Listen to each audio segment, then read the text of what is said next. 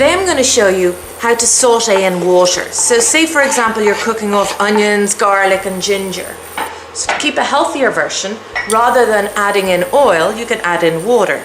What you do is you add about 1.5 centimeters of water to the bottom of the pan.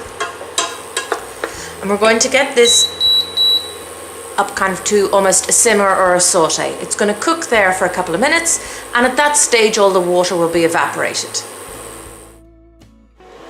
So after a few minutes there, you can see the water is now evaporated and the onions are lovely and soft. So a healthy alternative instead of adding oil into a dish. So today's skill about sauteing in water. Don't forget to subscribe and please put your comments below. And why not check out some of my other skills videos like chopping an onion evenly into small pieces or recipes like dal. Thanks a million. We'll see you soon.